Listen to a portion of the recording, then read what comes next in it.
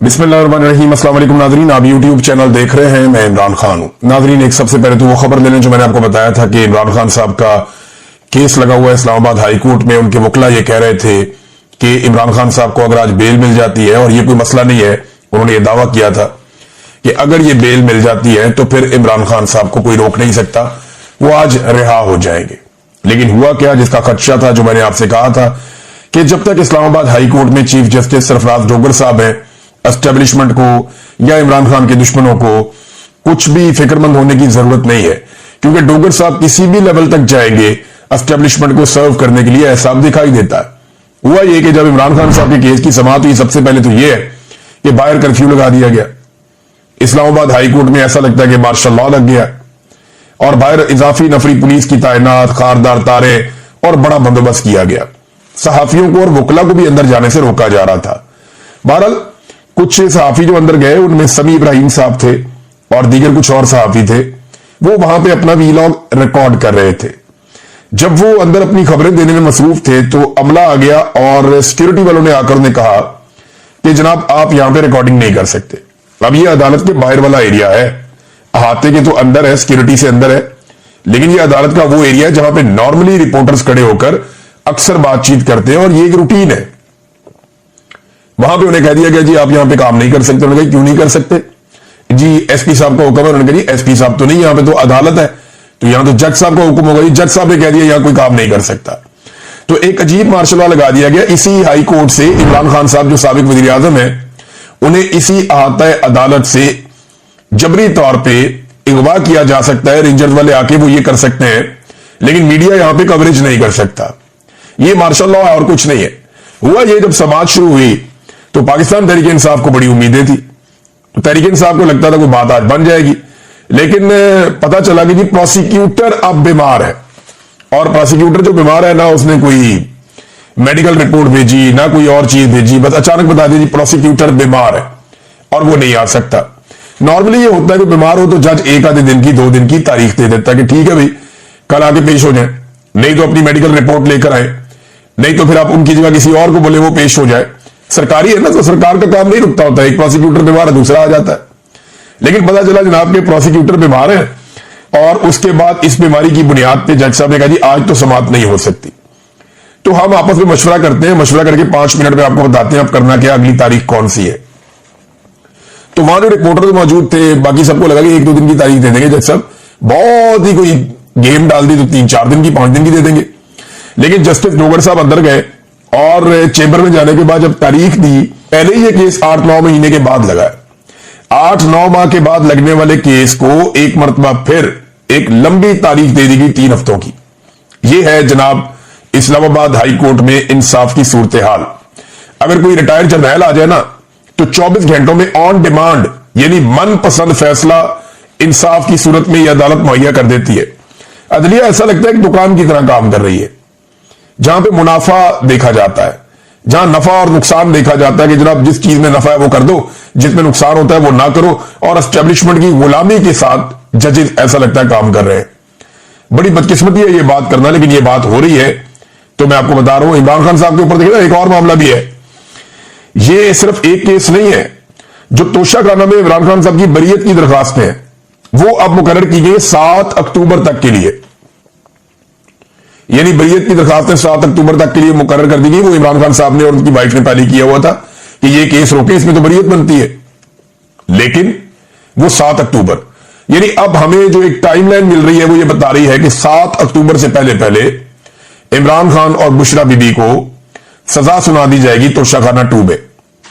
उसके बाद 7 अक्टूबर वाला मामला भी इधर उधर हो जाएगा, और अगला केस कौन सा आ जाएगा, वो आ जाएगा अलकादर वाला जो लग जाएगा इस्लामाबाद में हाई कोर्ट में, और फिर उसके अंदर इमरान खान साहब को बेल दे दी जाएगी। लिहाजा इमरान खान साहब को अंदर रखने का पूरा बंदोबस्त पाकिस्तान की मिलिट्री एस्टेब्लिशमेंट ने किया हुआ है। इमरान खान साहब की जो वीडियो लिंक पे समाअत होती है ना, उस हवाले से भी एक डेवलपमेंट है मेरे पास। अब ये देखें आपके हालात कहां पहुंच गए हैं, और ये कह कौन रहा है, ये सलमान अकरम राजा साहब बता रहे हैं कि जनाब हमारे साथ हो क्या रहा है। वीडियो लिंक पे इमरान खान साहब की जो समाअत हो रही थी, उसके खिलाफ एक दरखास्त दायर कर दी थी पाकिस्तान तहरीक इंसाफ के इमरान खान साहब के वकला ने। अब वो समाअत होनी थी। अब जी समाज के लिए वो कहते हैं जी हम वहां पे पहुंचे और लतीफ खोसा साहब ने और सलमान अकरम राजा साहब ने इन्होंने सीनियर जज से मुलाकात की कि जनाब हमारी समाअत क्यों नहीं हो रही। तो एडिशनल रजिस्ट्रार को बुलाया गया, उसने आकर बताया कि जनाब फाइल गुम हो गई है। और जज साहब ने कहा जब तक फाइल नहीं मिलती तब तक समाअत नहीं हो सकती। हमें इस तरह की सूरत हाल का सामना है।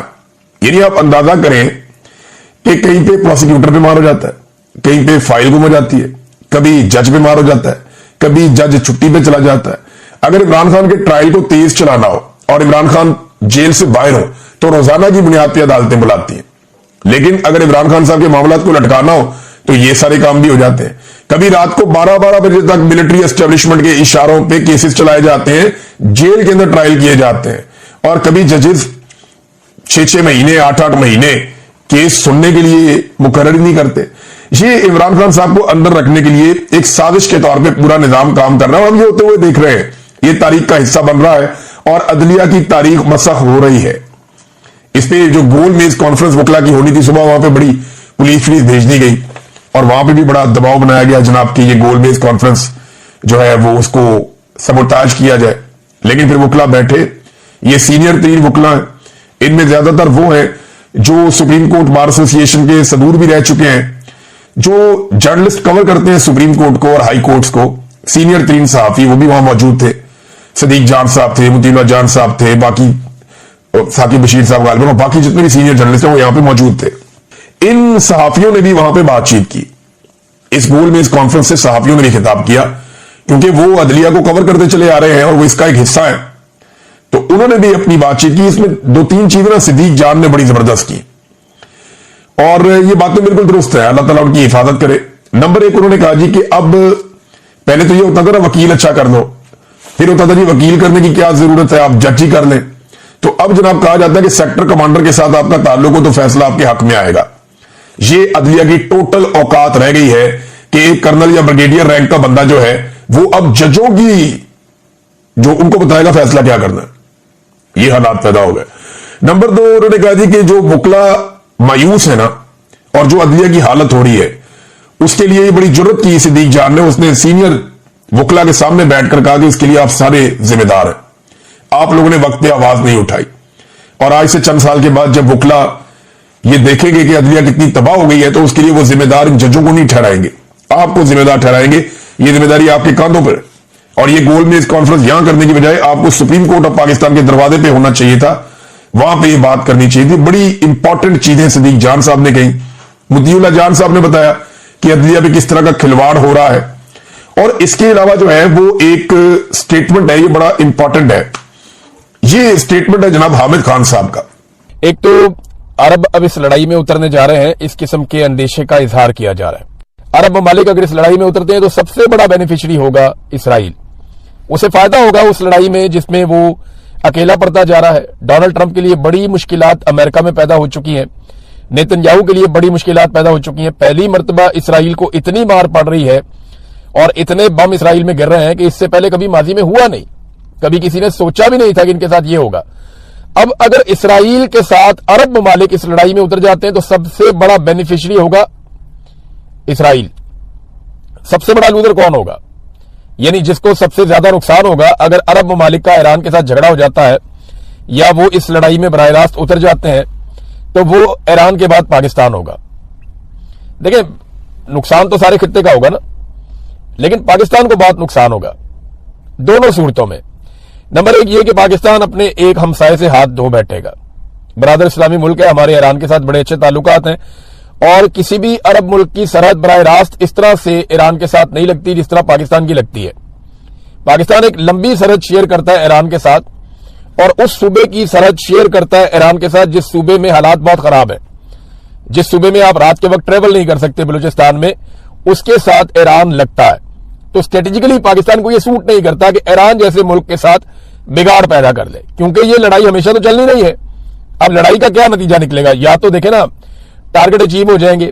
अमेरिकन इंटेलिजेंस एजेंसियां 18 एजेंसियों ने अमेरिकन नेशनल इंटेलिजेंस एजेंसी को यह लिखकर दे दिया है और वो रिपोर्ट लीक हो गई है, पब्लिक हो गई है, जिसमें यह बताया गया कि जनाब ये रिजीम चेंज नहीं हो सकता ईरान में, आप जो मर्जी कर लें, आप ईरान में रिजीम चेंज नहीं कर सकते। ये अमेरिकन इंटेलिजेंस एजेंसियों की रिपोर्ट है। अब रजीम चेंज तो होगा नहीं, जो भी जंग के अहदाफ है वो ये हासिल कर लेंगे। अगर पाकिस्तान इस जंग में उतर जाता है, लेकिन अगर अरब उतरे तो पाकिस्तानियों को उतरना पड़ेगा। सऊदी अरब घसीट के पाकिस्तान को ले जाएगा, यूएई भी। हमने इंसानों के पैसे देने, वरना ये कहेंगे जनाब फौरी तौर पे हमारे पैसे वापस करो। तो अरबों की और ईरान की अगर लड़ाई हो जाती है तो इसराइल सबसे बड़ा बेनिफिशियरी और पाकिस्तान सबसे बड़ा इसका नुकसान उठाने वाला मुल्क बनेगा, क्योंकि एक तो हमारा हमसाया बहुत जाया हो जाएगा हमेशा के लिए, दूसरा हम इस लड़ाई के मुतहम्मिल हो नहीं सकते। तो पाकिस्तान को पूरी कोशिश करनी चाहिए, तुर्की को पूरी कोशिश करनी चाहिए और जोर लगाना चाहिए कि किसी तरह भी अरब ममालिक इस लड़ाई से बाहर रहें। ईरान ने भी हद्दुल इम्कान कोशिश की है कि ये लड़ाई ना हो। ईरान ने यह भी बताया कि हमारे पास 6 माह लड़ने की अभी सलाहियत मौजूद है, ऐसा नहीं है कि लड़ाई अभी खत्म हो जाएगी। यानी जो हिकमत अमली है ईरान की वो ये रही कि उन्होंने पहले सस्ते हथियार भेजे, यानी सस्ते मिसाइल भेजे, पुराने सेकंड जनरेशन तक के उन्होंने मिसाइल भेजे, और जदीद मिसाइल उन्होंने भेजे नहीं, हाइपरसोनिक मिसाइल्स या जिन्हें जो एक्यूरेट बैलिस्टिक मिसाइल्स हैं उनको ईरान ने नहीं भेजा। ईरान ने अपने पुराने मिसाइल भेजे और पुराने ड्रोन भेजे। खुदकुश ड्रोन है वो, शायद ड्रोन जैसे कहते हैं, वो खुदकुश है। यानी नॉर्मली हमने ड्रोन देखे थे ना, ड्रोन आता है ऊपर से गुजरता है, मिसाइल फेंकता है, तबाही होती है, ड्रोन चला जाता है, ऐसा नहीं है। ये ड्रोन आता है खुद ही आगे टक्कर मारता है जिस चीज में लगना होता है। तो 100% एक्यूरेसी के साथ ये आते हैं, आगे टक्कर मारते हैं और तबाही फैला देते हैं। तो ये ड्रोन का तोड़ तो कोई नहीं है अमेरिका के पास, इसराइल के पास। जो तोड़ है, अभी बीबीसी में एक और रिपोर्ट छपी हुई है, वो पैट्रियट मिसाइल है। अब जो पैट्रियट का एयर डिफेंस सिस्टम है उसकी बैटरियां वहां लगी हुई है पूरे रीजन के अंदर, और पैट्रियट का एक एक मिसाइल जो है वो 4 मिलियन यानी 40 लाख अमेरिकी डॉलर का है। तो 15-20 हजार का ड्रोन गिराने के लिए ये 40 लाख अमेरिकी डॉलर जाया कर देते हैं। और 800 के करीब इंटरसेप्टर्स मार चुके हैं ये अभी तक, 800 के करीब। ये रिपोर्टें छप चुकी हैं आलमी मीडिया में। तो 800 इंटरसेप्टर्स का आपको मतलब पता है? ये जो पैट्रियट के मिसाइल हैं ये 4 मिलियन डॉलर का एक है, 800 ये मार चुके हैं। आप खुद ही कैलकुलेट कर लें कि कितना नुकसान हो गया अब तक अमेरिका को, अरब ममालिक को और इसराइल को। और ये लगातार होता चला जा रहा है, लगातार होता चला जा रहा है। तो ईरान की हिकमत अमली ये थी कि उन्होंने उन हथियारों के जरिए से जो दिफाई सलाहियत है मिसाइलों को रोकने की, वो कमजोर कर दी पूरे रीजन में। यानी अरब ममालिक में भी और इसराइल में भी अमरीकी अड्डों के पास अब वो सहूलत नहीं है जो पहले थी। अब वो हमलों को रोकने की वो सलाहियत नहीं रखते। ये बात अमरीकी दिफाई तज्जियाकार भी मान रहे हैं। ईरान के बेहतरीन हथियार बाकी हैं और उनको रोकने का जो इंतजाम था वो खत्म हो गया। जो बैरियर्स थे ना इसराइल तक जाने के लिए, बैरियर्स अगर मैं आपको बताऊं तो सिंपल ये है कि रास्ते में रुकावटें थी ना, 4-5 मुल्कों को क्रॉस करके, समंदर को क्रॉस करके फिर जाके इसराइल आता है जिसमें ईरानी मिसाइल या ड्रोन हिट करता है। ये रास्ते में बहुत सारे बैरियर्स थे ना, इन सब ने अपने अपने अड्डे दिए हुए थे अमेरिकन को, और वो वहां से रोकते थे। अब मामला यह है कि वो रोकने की सलाहियत या तो खत्म हो गई या बहुत कमजोर हो गई। तो इम्कानात बढ़ गए हैं कि ईरान के हथियार या मिसाइल या ड्रोन्स वो आसानी के साथ इसराइल को हदफ बनाए। और अब ये हो रहा है। जो इंडियन सहाफी वहां से आए उन्होंने बताया कि जनाब ये तो मार रहे हैं इसराइलियों को, और इसराइल किसी किस्म की कवरेज नहीं करने दे रहा, वो सजाएं दे रहे हैं, वो तो 5 साल के लिए जेल में डालेंगे अगर किसी ने इसराइल में तबाही दिखाई तो। नेतन्याहू तबाही को रोक नहीं पा रहा, लेकिन तबाही के मनाजर को रोकने की कोशिश कर रहा है। अब नाज़रीन एक और जो बड़ा खौफनाक काम हुआ, तो मैंने आपको बताया ना कि ये बड़ा खतरनाक सूरत इख्तियार कर जाएगा, पूरा खित्ते को आग लग जाएगी अगर अरब ममालिक ईरान के साथ इस जंग में बराह रास्त उतर गए तो। और अगर पाकिस्तान को घसीट लिया तो पाकिस्तान के लिए और ज्यादा बड़ा प्रॉब्लम हो जाएगा। इन्होंने रिफाइनरी को अटैक किया, ये इसराइल ने अटैक किया ईरान के अंदर, तेहरान रिफाइनरी के ऊपर अटैक किया। ये 2,25,000 बैरल ऑयल जो है ये रोजाना की बुनियाद के ऊपर पैदावार थी इसकी, इसको आग लगा दी। इतनी खौफनाक आग लगी है कि पूरे तेहरान के अंदर काले बादल हैं धुएं के। तेहरान में दिन के वक्त रात हुई थी, हर तरफ स्याह कलर था। हुकूमत ने एडवाइजरी जारी की कि आप लोग अपने घरों में रहें, खिड़कियां और दरवाजे बंद रखें, इसके सेहत को नुकसानात होंगे। वहां पे जो बारिश हुई है वो स्याह रंग की बारिश हुई, यानी उसके अंदर ये केमिकल है। तो हलाल अहमर ने भी एक पेशन गोई की है कि यहां तेजाबी बारिश हो सकती है, उसका इम्कान है, जो जिल्द और फेफड़ों को शदीद नुकसान हो सकता है शहरियों का। बारिश का पानी काला है तो बीमारियां बहुत फैल सकती हैं। तो एडवाइजरी जारी की गई है जो इसराइल ने किया ईरान में, और ये आग के ऊपर अभी तक प्रॉपर काबू नहीं पाया जा सका, वो नुकसानात अभी भी हो रहे हैं।